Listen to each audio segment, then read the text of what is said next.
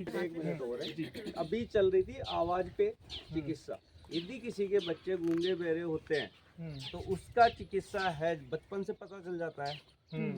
कल जो ये बिलोना कर रहे थे, उस बच्चे को गोदी में लेके यदि रोज बिलोना करेंगे तो वो बोलने लगेगा और सुनने लगेगा। अच्छा।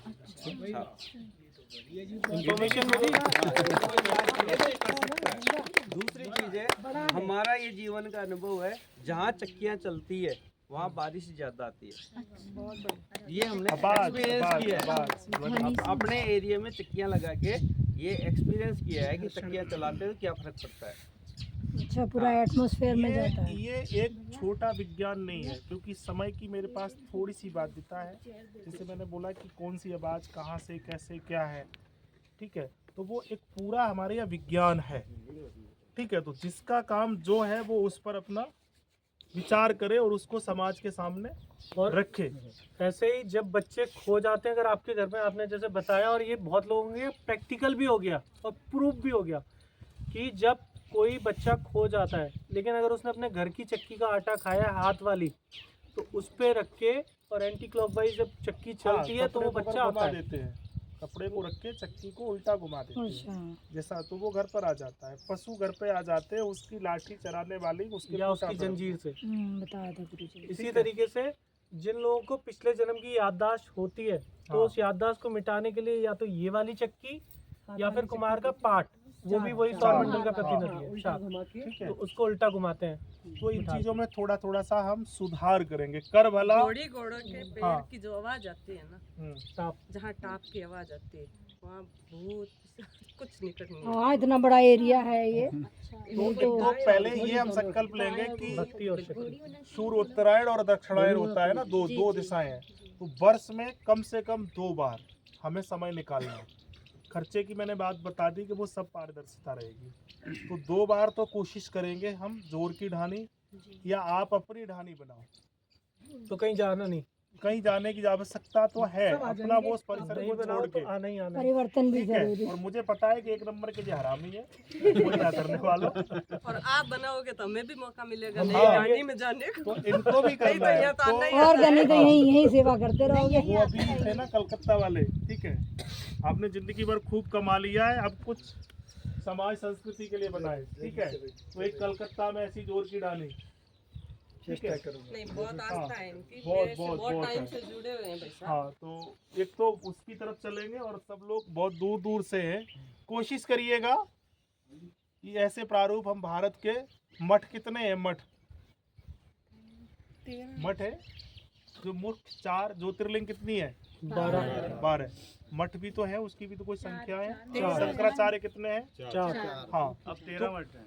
तो कम से कम हमें 12 महीने का, यानी भारत के हर दिशाओं में कुछ ना कुछ तो ऐसा होना चाहिए कि उनके लिए हम समय समय पर आते जाते रहें, ठीक है। और ये सारी चक्कियाँ वहाँ जाए, ऐसी वो भी हो, हाथ वाली भी, आप कुछ यहाँ 10-5 रख दीजिएगा, आने वाला उस चीज़ों को देखेगा। तो मेरा किसी से जोर जबरदस्ती नहीं है, जिसको जो ठीक लगे वो भी आपको लॉजिकल अगर लगे तो।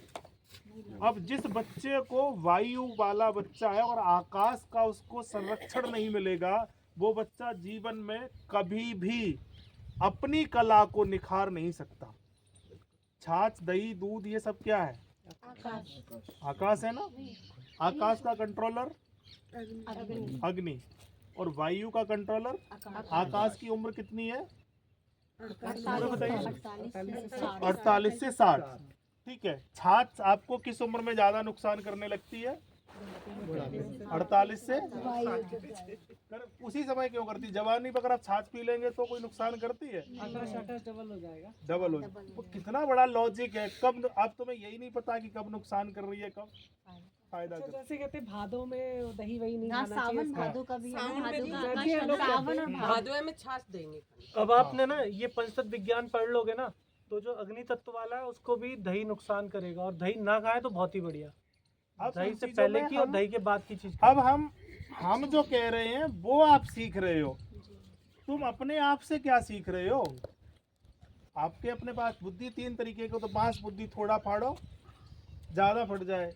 एक तो रबड़ बुद्धि है, चाम बुद्धि, जितना छेद किया वो भी धीरे धीरे भरी जाएगी। एक होती है काठ बुद्धि, जितना कर दिया नहीं तो हम आप सब क्या है उतना ही रह गए हैं, काठ बुद्धि नहीं बांस बुद्धि बनाओ। अब जितनी भी चीजें सफेद और ब्राउन है वो सब क्या है, 36 से 48 साल की जो भी चीजें मानव है वो सब आकाश आ गए हैं।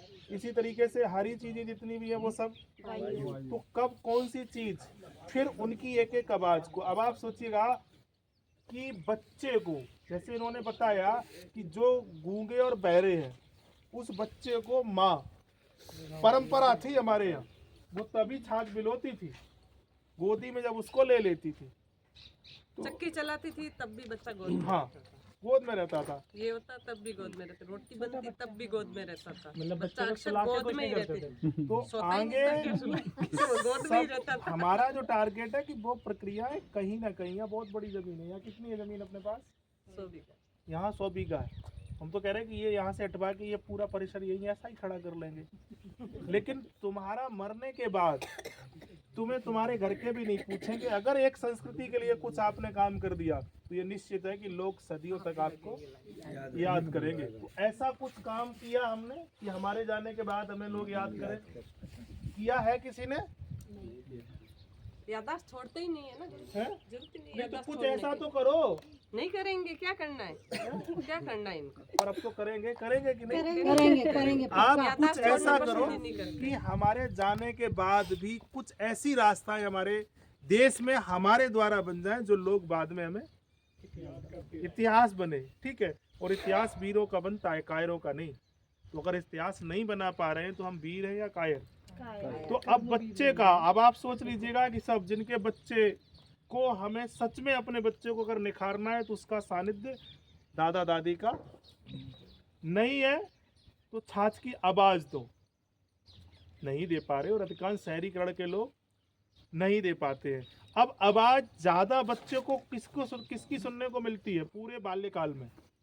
दादा या माँ की आवाज इतनी नहीं सुनने को मिलती है। दादी की। तो अब वो जो आवाज है वो बेलोना में है, वही आवाज, वही गुणधर्म, वही एंजाइम, ठीक है। अभी थोड़ा सा समय कम है।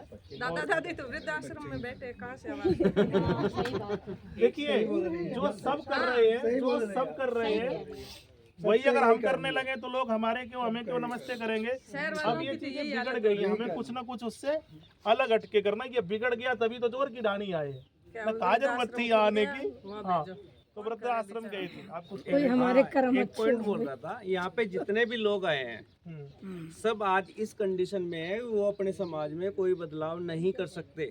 ये असलियत है, क्योंकि वो अपने शरीर को भी नहीं बदल सकते तो समाज को क्या बदलेंगे। बिल्कुल। हाँ, तो यदि वो अपने बच्चों को इस फील्ड में लाए, जो आज केवल एक रोटी यानी खाने के जुगाड़ में पूरे दिन ऑफिस और घर में बैठे रहते हैं, उनको घर से निकाल दे। और ऐसा जो लोग बोलते हैं कि हम शहरीकरण के कारण ये नहीं कर सकते, वो सब मूर्ख है, खुद को मूर्ख बना रहे हैं।